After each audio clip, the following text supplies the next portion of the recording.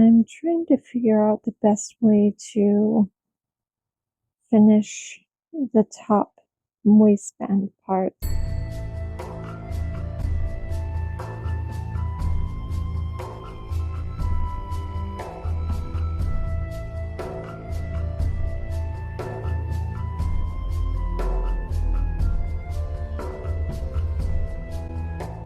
Today we're doing something a little different. So raise your hand if you grew up poor in the 90s and didn't have the luxury of buying a new costume every year from the store. Especially if you grew up as one of 5 children in a pastor's home, of all things. How we survived, I'll never know. All I know is that my parents did what they had to do to make us happy and healthy.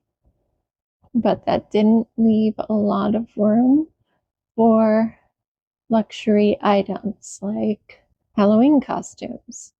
Halloween costumes was entirely up to us kids to create every year. And I didn't always have the most creative things growing up, but I do remember that we had this kind of chest of miscellaneous costume closet clothes, like dresses from the 50s or 70s or something. It's a little fuzzy, but we either pulled from that chest or we pulled from our wardrobes.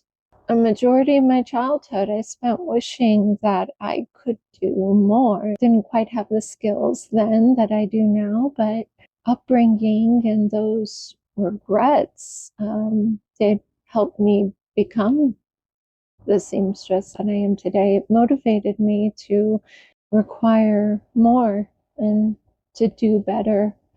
There were a lot of sad, subpar Halloweens in my childhood, but I'm making up for lost time. So, in the spirit of upscaling, so I thought I would do something a little different this Halloween instead of making something from scratch. What we're going to do this time is take regular everyday clothing you can find online or at the thrift store.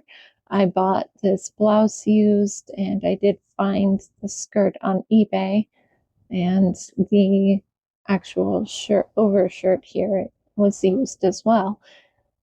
But what we're going to do is we're going to take these regular closet items and we're going to turn it into something amazing and beautiful, worthy of Halloween, and if all goes right, worthy of a costume contest. So that's what our focus is today.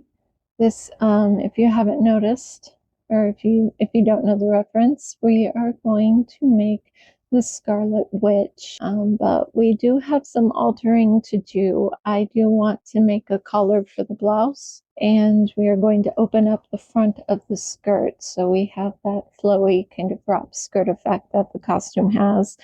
This skirt also has a lining on. We're going to cut this out because we don't really need that for this particular look.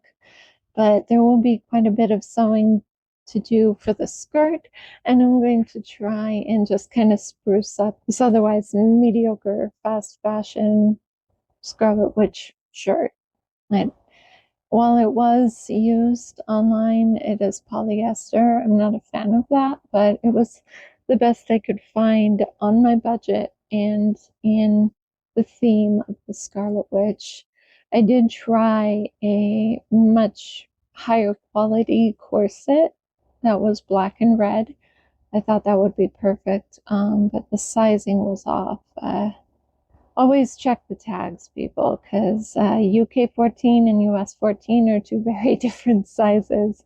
I'm going to hang on to it, though, just in case I ever reach a point in my fitness journey where I can wear a US size 10, then that will definitely be something I can switch out for this. And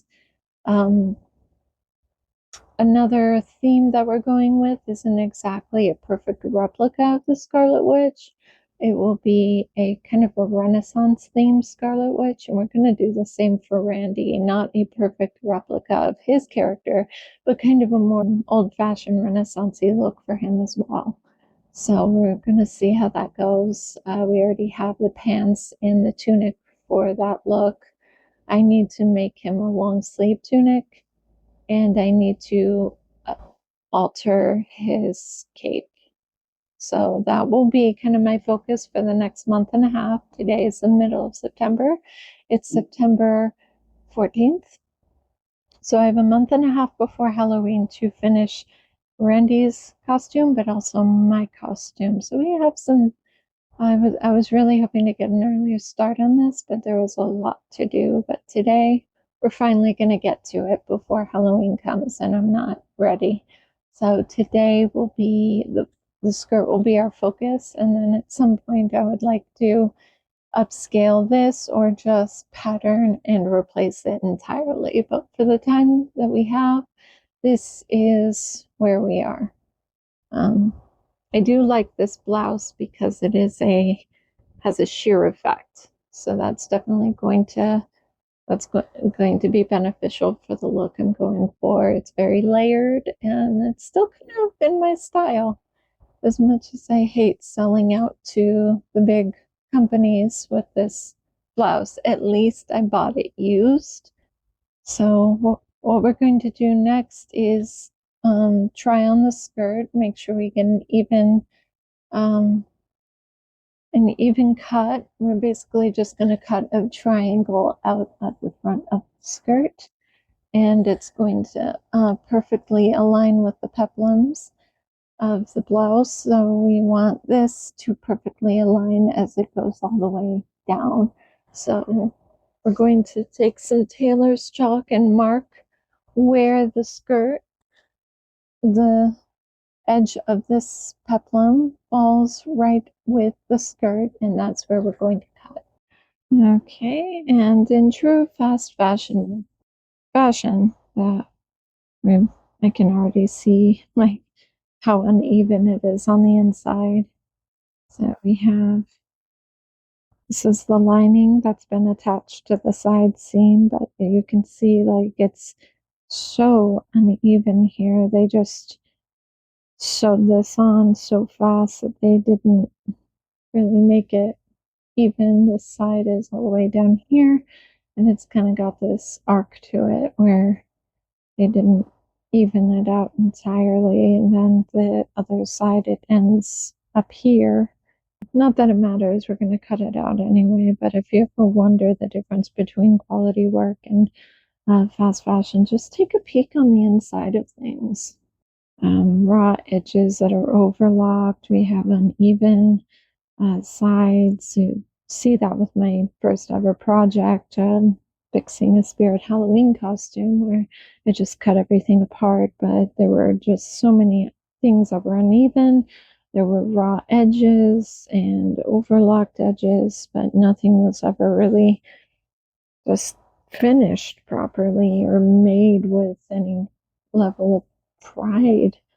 Another thing to be cautious of is look at the photos on the online ads themselves. Do the difference in color look like a photoshopped, and the picture itself is the same with every display, and then they just Photoshop in a different color, or is it actually a different garment that they're photographing? Normally, I'm not okay with this, and I know I just feel a little hypocritical having bought the blouse and the skirt, but I'd rather make my costumes out of clothes than out of something I can buy from a fast fashion website. And yes, this is a fast fashion garment, and so is the blouse, but we strive to make them better. So that's really what I'm hoping to do today, is to make all of this better. So we're cutting right up along the seam. We're leaving some seam allowance because we'll be finishing these edges. And just cut up all the way to the top of the waist. All right, and now we're going to cut along the top of the top of the skirt along this waistband. So we have the waistband here and the elastic back here. We're going to cut off the lining all the way across. And of course, you can see I'm leaving generous seam allowance because we're going to finish these edges. There we go. So the lining has been removed. Now we're going to flip it right side out again. And we're going to evenly mark the panel that we're going to cut out for the front. This is a very, as I'm feeling it, a kind of a tougher, if it is cotton, it's a much tougher cotton. There's no slickness to it. And that's one thing I was kind of hoping for my WandaVision skirt, is that it would be nice and slick, because you can see the way it moves on her in the movies.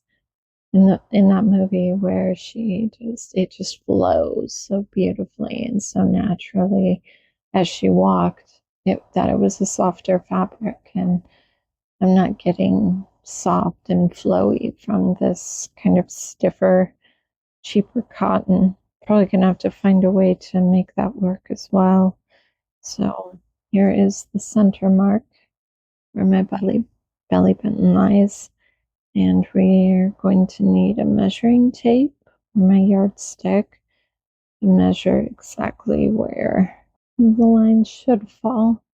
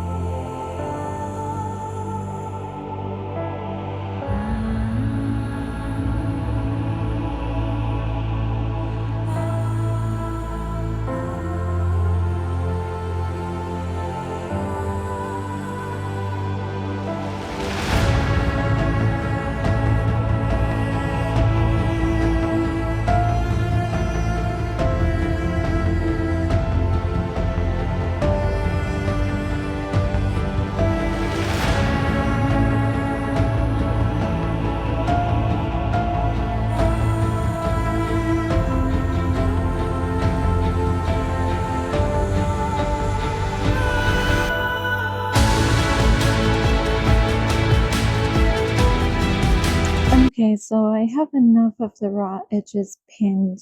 I don't want to run out of pins before I finish pinning all the edges, so we can do this in stages.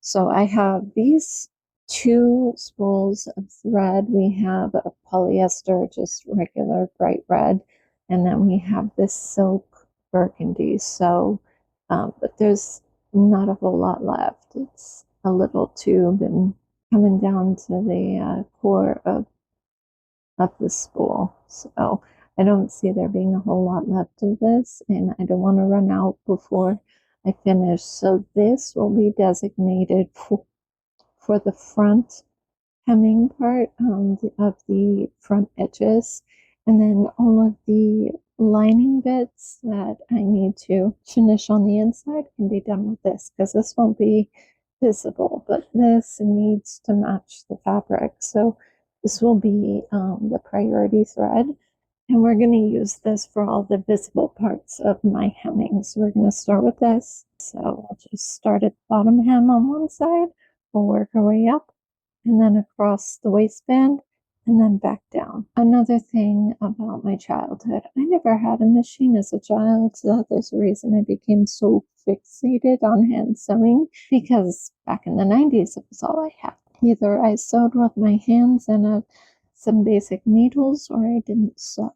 Another luxury my parents could never give me was a sewing machine, even though I begged and begged and begged for one. I got to the point where once I started this channel, I was just so old. I had just gotten used to hand sewing. Of course, I'm trying to fix that now. And I'm happy with the machine I have, but at some point I'd like to level up and get myself a really nice machine. But until then, I think in honor of those times, we're gonna do this entire skirt by hand. this is going to be a true callback to my childhood. And it's not that much hemming. I mean, I've done more hemming on my floor-length circle skirt, and I hemmed that entire skirt by hand as well, so this shouldn't be that hard. So I'm going to put on some Halloween Wars. We're just going to get right down to it.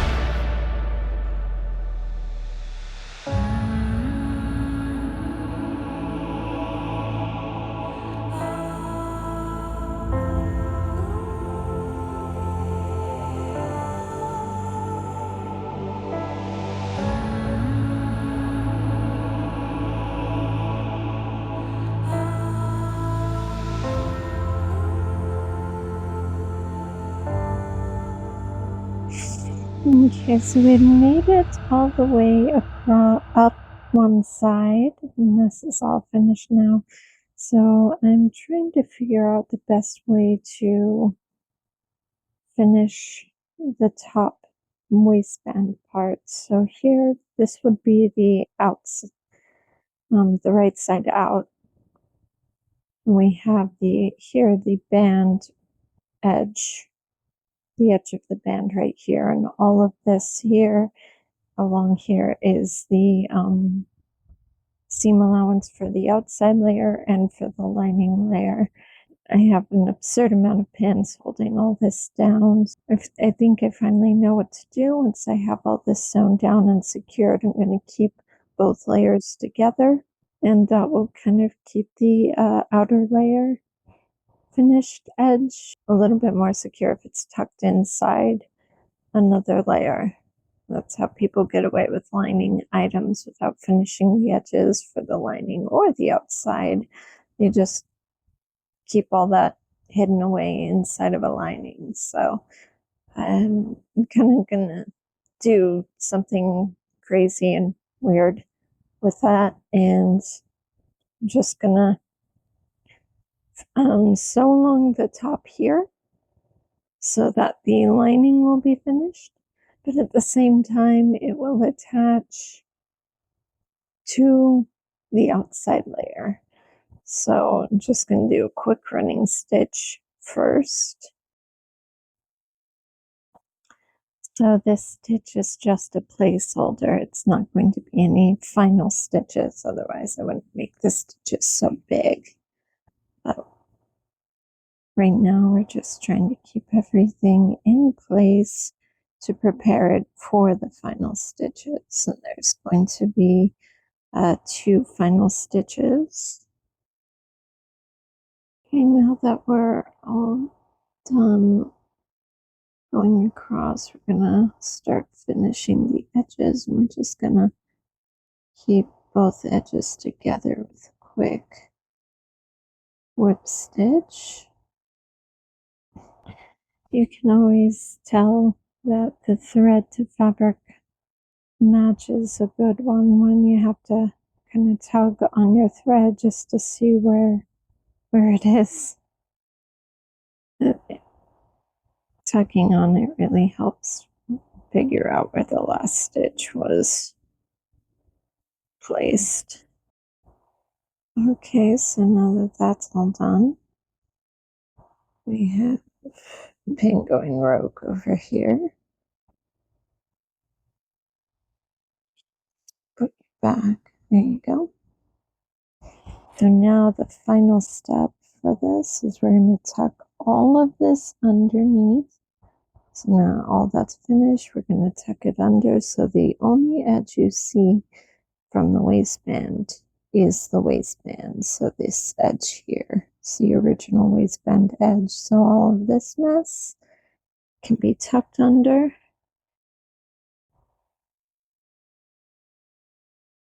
And pins down. We're just gonna finish all of that off as well. Find out where it stops right here.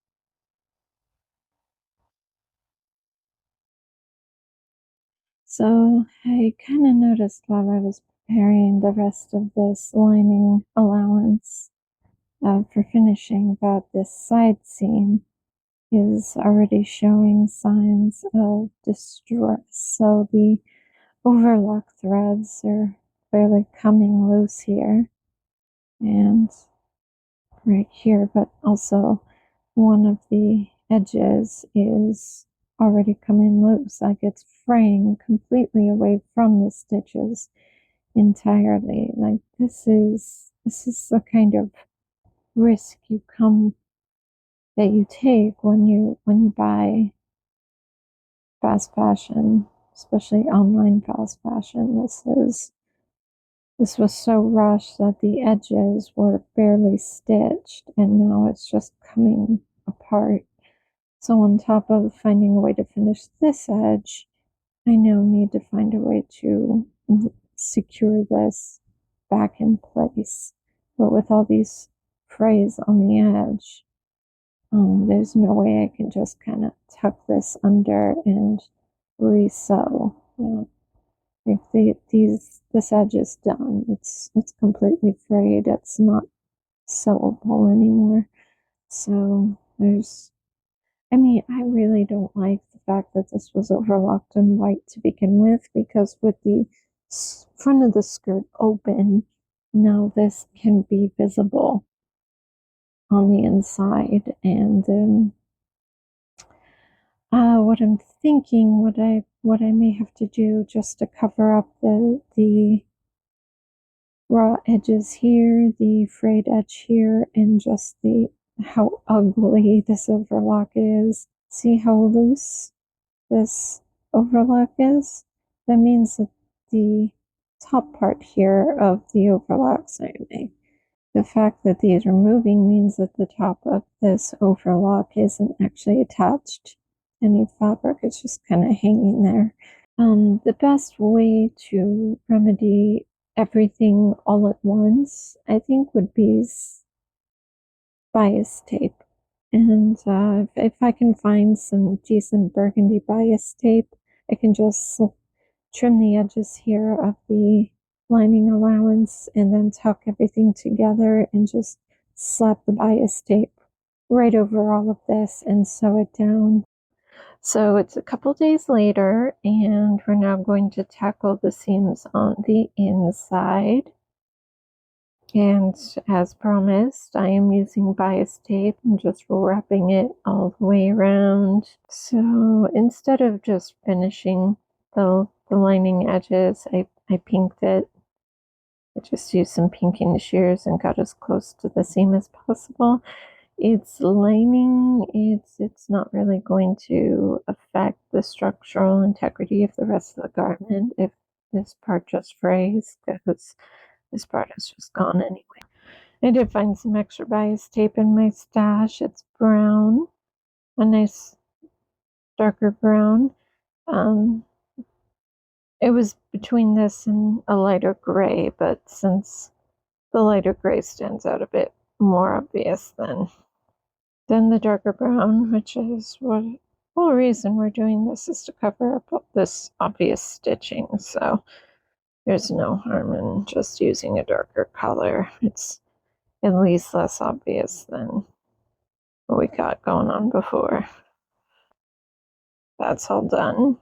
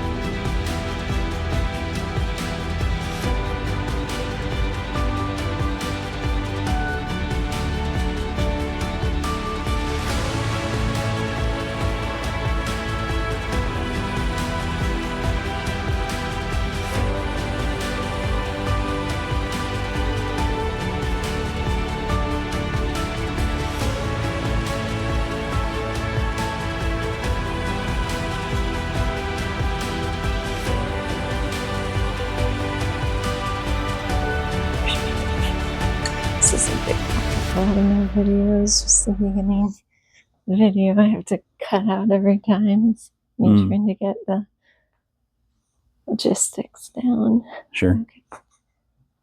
Okay. So I'm not wearing my contacts this time because they are a pain to get in and out. But this is the final look. We have the skirt is open and just really nice and flowy. It's flowier than I was first expecting, which I'm relieved about. This top I definitely want to upgrade at some point. It reads Wanda, it's just not perfect, that perfect Wanda corset thing, but serves its purpose for now. And then the long sleeve sheer top, which is real clothing, not just polyester out of a bag. So, for something I upscaled from a bunch of different clothing pieces I found online, I'm actually really happy with this. Just plain black leggings, plain black boots. This is a really cool look that you could easily piece together if you know where to look. And the only thing that really cost me a whole lot of money was the mask itself. The real trick is just making sure that the skirt is even in the front, because that can become crooked pretty fast if we're not paying attention. But here it is, and we had a really fun Halloween this year, didn't we, honey? Yes, we did. Yes, we did. Wanda and Doctor Strange.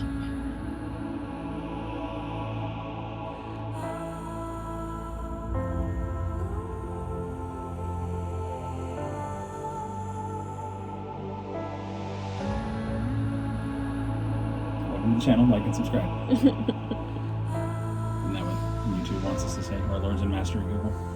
Yeah.